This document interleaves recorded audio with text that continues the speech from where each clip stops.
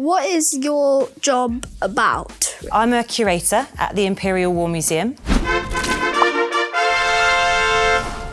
It is my job to research stories about people that lived during the Second World War and share them with people that come and visit the museum like yourself today. What made you interested in being a curator? I loved history when I was at school, and I had an amazing history teacher, and he made all the lessons really, really fun. And now he brings all of the history students from the school that I used to go to the museum once a year, and I can give them a tour, which is really, really nice because it means that I get to share how excited I am about history with people that went to the same school as me. Was it hard getting into the museum? It was very hard, actually. Lots of people would like to work in museums because it's such an exciting job. Yeah. And because every day you could be doing something totally different. Lots of my colleagues, people I work with, they've had to do some volunteering before they've got their first job in a museum. Yeah. And I think that you can learn some really good skills as being a volunteer because you get to experience different aspects of being in a job, and you can decide whether or not it works for you and whether or not you like it.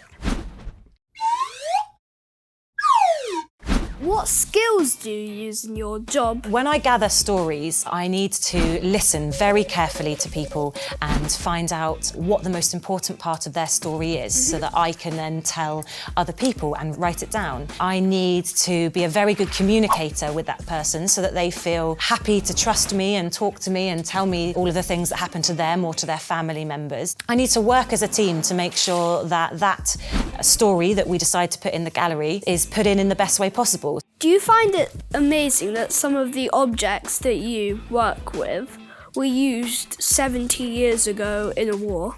Yes, definitely.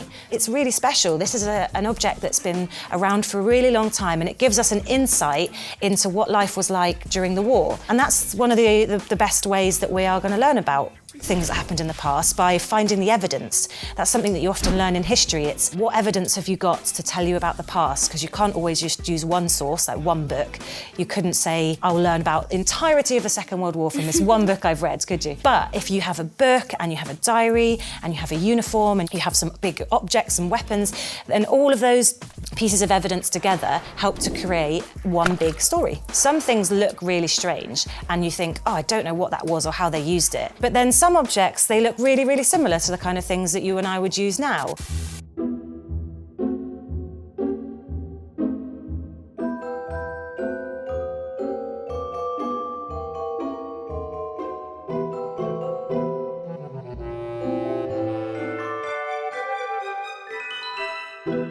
Some people say that the museum is boring or not fun. What do you say to that? It's fair to say we've got a lot of objects here, right? So if you're interested in art, we've got some amazing paintings, or if you like photography, we've got over 1 million photographs in our collection. Really? Yes, that's not even the tanks or the guns or the uniform items. We really want to make sure that it's not just about the stuff, but it's also about the people that lived during the time.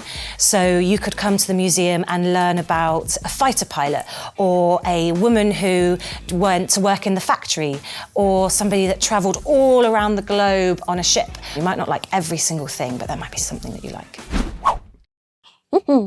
What were you interested in other than history?